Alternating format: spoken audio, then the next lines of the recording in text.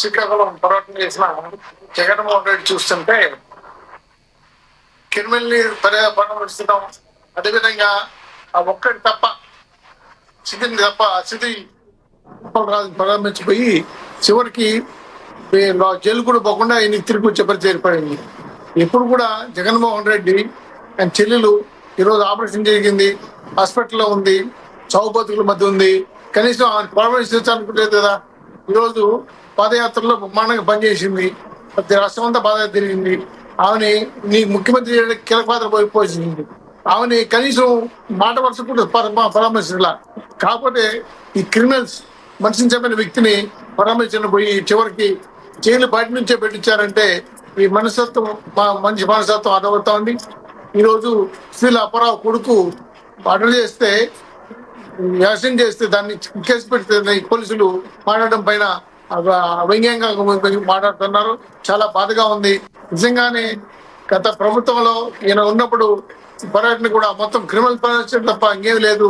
ఈ దృష్టిలో పెట్టుకొని రాష్ట్రంలో అల్లకలం చేయాలని, ఏదో రాజకీయం చేయాలని, భోగాపురం ఎయిర్పోర్ట్ సర్వంగా ఒక సంచలనం చేయాలని కుట్రలు చేస్తున్నారు తప్ప నిజంగా శ్రీల అప్పారావు కొడుకు అన్యాయం జరగాలంటే అరెస్ట్ చేయడం అంటే ఖచ్చితంగా తన మీద పోరాడాలి. కానీ ఆయన పరామర్శించబోయి అర్థం కాలేదు.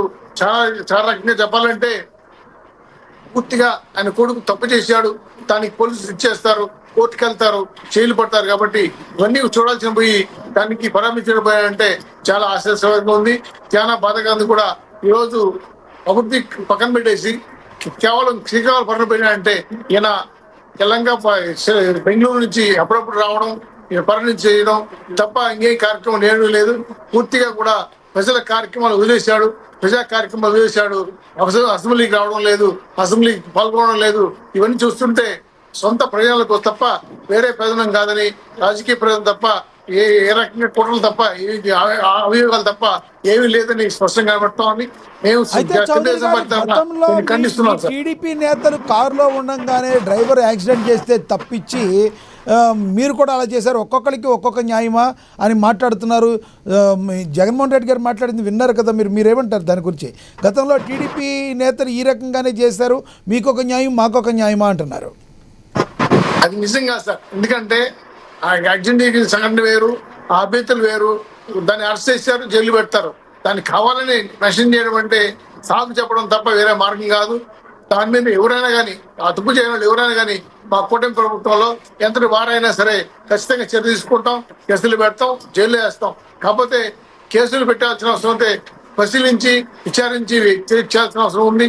ఈ ఎన్నిక యాక్సిడెంట్ లో తెలుగుదేశం అభ్యర్థి చేసిన కార్యక్రమాలు కరెక్ట్ కాదు. ఆ అభివృద్ధికి దాని మీద యాక్సిడెంట్ మా పేరు మార్చిన కూడా తప్పది. నేను దృష్టిలో పెట్టుకొని పేర్లు మార్చారని చెప్పడం తప్పని భావిస్తున్నాం. అది కూడా చూసి చదవలేడు, చదివే వ్యక్తి పేర్లు పక్కన చెప్తున్నాడు. ఆయన కనీసం జ్ఞానం కూడా లేదని చెప్తున్నాను. ఈరోజు తెలుగుదేశం అభ్యర్థి యాక్సిడెంట్ చేశారంటే 100% తప్పది, చేయలేదు. వేరే నియమాలు పెట్టుకొని పేర్లు పెట్టుకొని మామూలు కావాలని తెలుగుదేశం పైన బుర్చాలని తప్ప వేరే మార్గం లేదని చెప్తున్నాను. దీన్ని పూర్తిగా ఖండిస్తున్నాం. తప్పుడు వార్తలు, ఈ విధానం కరెక్ట్ కాదని తెలియజేస్తున్నాం. ఒక గురువేంద్ర ఎమ్మెల్యే కొన్న జగన్మోహన్ రెడ్డికి ప్రజా సమస్యలు పాల్గొనాలని, ప్రజా కార్యక్రమాలు పాల్గొనాలని ఇటువంటి కార్యక్రమాలు కరెక్ట్ కాదు.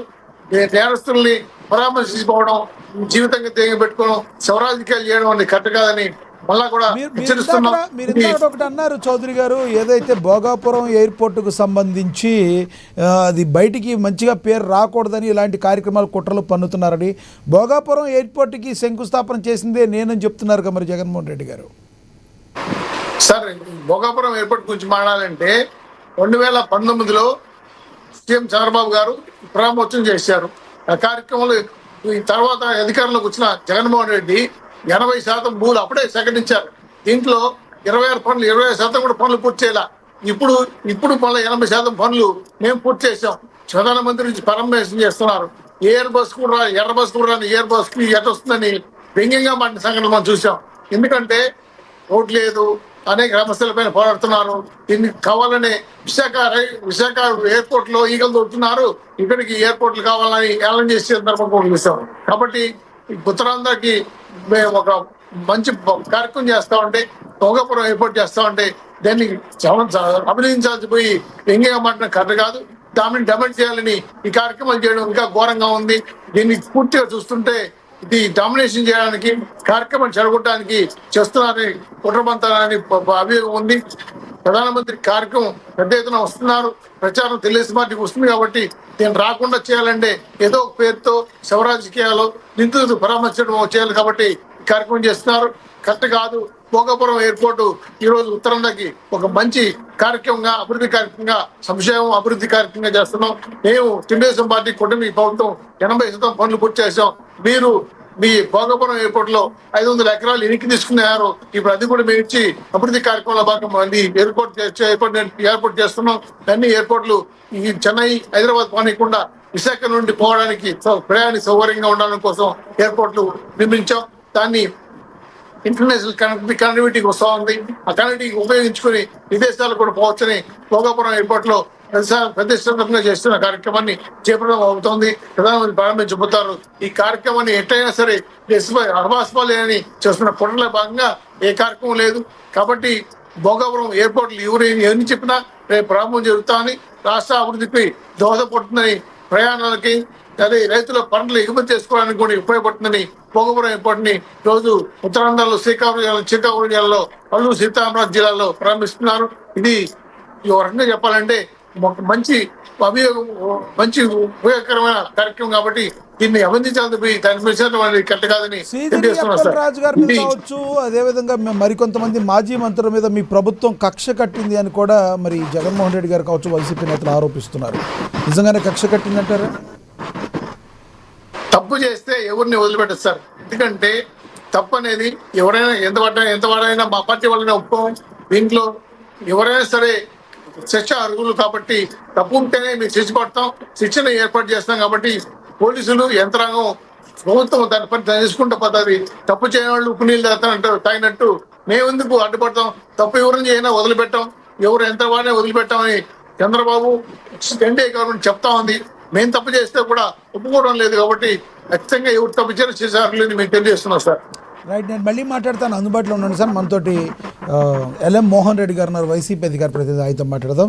మోహన్ రెడ్డి గారు నమస్తే అండి.